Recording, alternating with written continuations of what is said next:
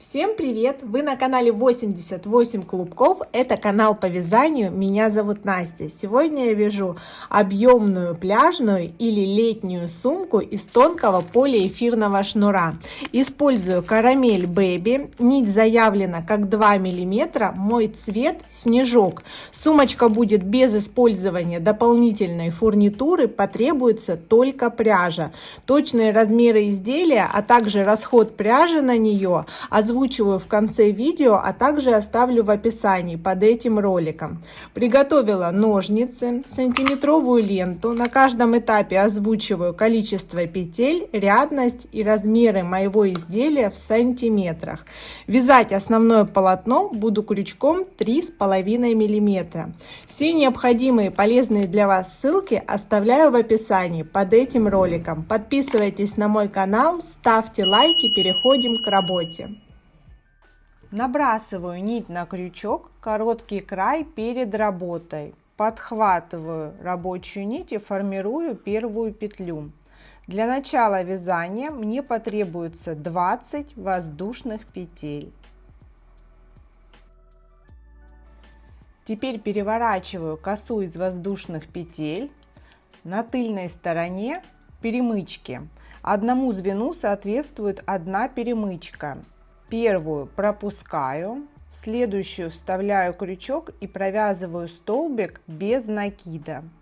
Так далее в каждую перемычку по столбику без накида. В первом ряду получится 19 столбиков за счет того, что первую точку я пропустила.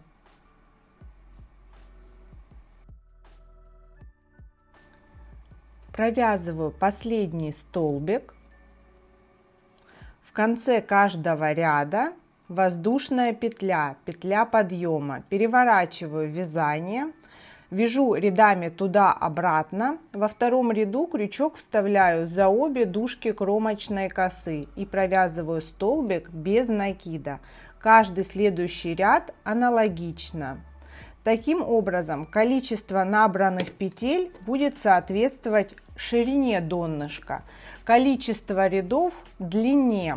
На этом этапе вы можете заложить сумку большего или меньшего размера на ваше усмотрение. И этим способом можно связать как чехол для телефона, так и большую пляжную сумку. Технология вязания не поменяется. Вяжу ряд за рядом до необходимого размера.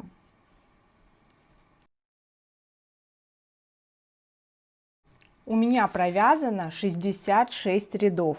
Размеры моего донышка по длинной стороне 35 сантиметров, по короткой 10. Несмотря на не очень большое дно, сумка получится достаточно объемная. Досмотрите ролик до конца. Теперь перехожу на вязание по периметру. Здесь сейчас в конце ряда делаю 2 петли подъема, чтобы подняться на высоту столбика с одним накидом. Теперь накидываю нить на крючок и возвращаюсь в предыдущую точку за обе дужки кромочной косы. Провязываю столбик с одним накидом. Готово. Первая пара столбиков первого ряда стенок готова. Теперь накид. Следующая точка, ее пропускаю, ввожу крючок через одну точку по боковой стороне. Столбик будет выходить напротив каждого ряда. Провязываю столбик с одним накидом. Первый. Второй столбик этой пары провязываю в пропущенную точку. Возвращаюсь. Второй. Таким образом, первый ряд будет состоять из парных перекрещенных столбиков. Еще раз накид, текущая точка пропускается, следующую точку провязываю столбик с одним накидом. Теперь возвращаюсь в пропущенную точку. Все точки будут задействованы, просто столбики в них провязаны в определенном порядке. Уже 3 пары столбиков провязано. Так продолжаю до угловой точки. В угловой точке все то же самое. Здесь у меня текущее отверстие. Я пропускаю его и вставляю крючок за обе дужки уже по короткой стороне прямоугольника. Провязываю столбик с одним накидом. Теперь возвращаюсь в пропущенное и провязываю пару столбиков. Готово. Так далее. Здесь главное не перепутать отверстие, потому что та точка, которая уже задействована, вот она может еще раз попасть в вязание. Поэтому внимательно пропускаю одну, в следующую провязываю столбик и далее возвращаюсь в пропущенную свободную точку. Так завершаю ряд в той точке, в которой он начинался. Сейчас у меня провязано 84 пары столбиков. И осталась последняя точка. Но я буду делать добавление, чтобы провязать 85-ю пару. В свободную точку провязываю столбик с одним накидом. Теперь накид возвращаюсь в точку, которая уже была задействована в провязывании соседней пары. Таким образом будет добавление. Таких добавлений нужно будет не допускать в последующем. Можно случайно провязать в уже задействованную точку, и тогда количество петель по периметру будет увеличиваться, а по стенкам нам этого не нужно. Все, вытягиваю петлю немножко больше, вставляю крючок в первую кромочную косу, это расстояние между первым и вторым столбиком одной пары. Увожу петлю наизнанку и фиксирую ее с помощью рабочей нити. Готово. Теперь ныряю в расстояние между последними пучками и вытягиваю петлю. Удаляю крючок и вставляю крючок обратным ходом. Сначала в вытянутую петлю, потом в петлю с изнанки. И протягиваю одну петлю в другую. Таким образом у меня первый столбик следующего ряда. Теперь буду провязывать столбики без накида за обе дужки кромочной косы в каждую точку. Следующий ряд пройдет просто столбиками. Еще раз внимательно подхватываю обе дужки кромочной косы и провязываю столбик. Так у меня получится 80 пар, соответственно 170 столбиков. У меня последний столбик ряда. Соединение делаю по аналогии. Вставляю крючок в первую кромочную косу. Это стежок между первым и вторым столбиком ряда. Увожу петлю наизнанку, подтягиваю и фиксирую рабочей нитью. Теперь возвращаюсь в соединение. Это расстояние между последним и первым столбиком ряда. Вытягиваю петлю, вынимаю крючок, вставляю крючок обратным ходом и формирую основание столбика следующего ряда. Для того, чтобы выйти на высоту столбика с одним накидом, провязываю еще 2 воздушные. Готово. Теперь накид, возвращаюсь в предыдущую точку и провязываю столбик с одним накидом. Готова первая пара столбиков. Далее все то же самое. Внимательно пропускаю следующую точку и провязываю столбик через одну. Теперь возвращаюсь в пропущенную точку. Сейчас количество петель в круг меняться не будет на протяжении вязания всех стенок. Внимательно провязываю столбики. Не делаю лишних столбиков, чтобы стенки сумки шли ровно вверх. Еще раз накид. Эта точка уже задействована. Эту пропускаю. В следующую провязываю столбик. Далее просто возвращаюсь в пропущенную. Так ряд за рядом чередую. Ряд узора с перекрещенными столбиками с одним накидом и ряд столбиков без накида. На этом этапе по стенкам у меня закончился первый моток нити. Напоминаю, у меня в мотке было 200 метров, сейчас мотки этой пряжи по 500 метров. Можно сказать, что одного мотка в 500 метров вполне хватит на сумочку. А я ввожу новую нить, фиксируюсь в нужную точку и подхватываю, провязываю уже нитью с нового клубка.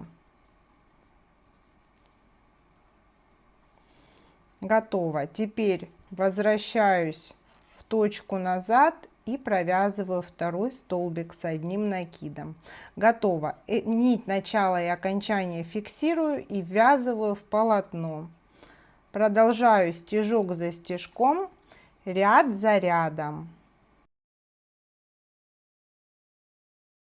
У меня связано необходимое количество рядов. От третьего мотка осталось пряжи на обвязку и на ручки.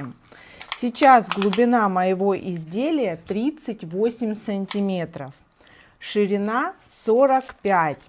Сумочка очень здорово смотрится, такой узор подойдет для изделий поменьше в том числе. Я уже соединила последний ряд, у меня был столбиками без накида. И вывожу первую петлю следующего ряда.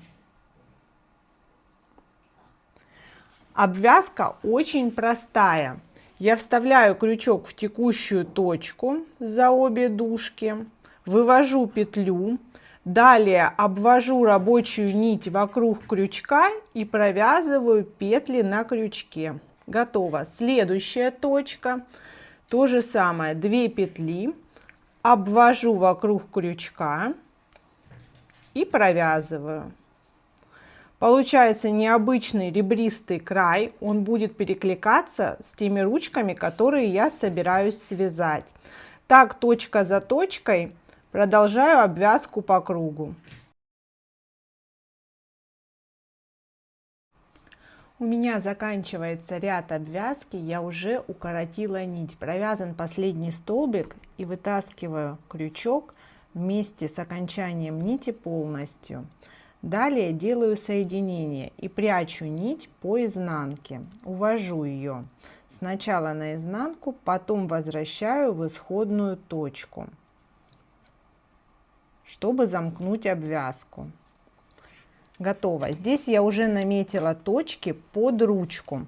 Можно просчитать попетельно, если замерить в сантиметрах, 15 сантиметров от края до первого маркера, между маркерами 15 сантиметров, и здесь соответственно то же самое, по противоположной стороне аналогично. Для того, чтобы привязать ручки, ввожу новую нить. Здесь у меня первая точка, с этой стороны будет сформирована ручка. Выворачиваю сумку немножко наизнанку, ввожу крючок так, чтобы подхватить больше, чем одну нить для крепкого крепления. Подхватываю и ввожу крючок рядом еще раз. Точно так же подхватываю рабочую нить. Чтобы закрепиться плотнее, формирую третью петлю. Сейчас у меня 3 петли на крючке, провязываю их вместе. Готово. Теперь буду переворачивать вязание каждый раз в одну сторону. Здесь я поворачиваю по часовой стрелке и подхватываю с изнанки еще 2 нити, которые относятся к полотну сумки, для того, чтобы сформировать 2 петли на крючке. Провязываю их вместе. Готово. Теперь поворачиваю еще раз. Теперь каждый раз слева от крючка у меня есть 2 перемычки. Вставляю крючок в эти перемычки. Первая и рядом вторая. Вывожу петлю, снова 2 петли на крючке, провязываю их вместе. Поворачиваю изделие в одну и ту же сторону. Снова здесь есть 2 перемычки. В эти перемычки и вставляю крючок. Вывожу петлю, 2 петли на крючке, провязываю вместе. Таким образом образуется красивый колосок, косичка, которая и будет ручкой для сумки. Каждый раз у меня задействованы 2 перемычки. Провязываю их, затем 2 петли вместе. Снова здесь 2 перемычки и 2 петли. Так далее на необходимую длину. Ручка получилась 30 сантиметров. Даже если хотите сделать ее подлиннее, берите в расчет, что за счет эластичности пряжи она немножко растянется. Здесь сейчас закрепляюсь в точку, которую также отметила маркером. Тоже на 3 петли. Слежу, чтобы ручка не была перекручена. Подхватываю внутренние нити чуть ниже ряда обвязки. Первая точка, вторая и третья. Провязываю петли вместе. Также укорачиваю нить и, пряча ее, еще раз прохожусь, соединяя в одно полотно ручку и общее полотно сумки. Возвращаюсь в эту точку. Можно создать закрепляющий узелок.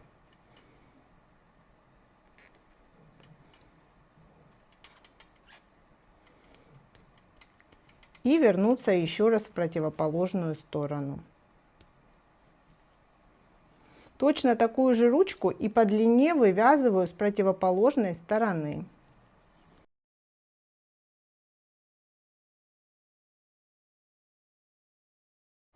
Моя сумка готова, очень объемная и вместительная. Здорово будет смотреться также из рафии. У меня ушло 600 метров шнура толщиной 2 миллиметра. Ширина изделия 46 сантиметров. Глубина 38. Сумочка может служить прекрасным пляжным аксессуаром или городским шопером. Обращаю ваше внимание, за счет первых рядов обвязки в итоге донышко изделия смотрится больше и шире. Поэтому изначально не набирайте много петель на дно, оно еще немножко увеличится. Я для себя хочу добавить стильную деталь своему изделию. Это цепочка с атласной лентой. Эта деталь также добавит функционала ручкам. Они станут крепче, можно использовать ее как укрепление для ручек, так как вязаные ручки часто вытягиваются. Вот такая стильная и в то же время очень необычная.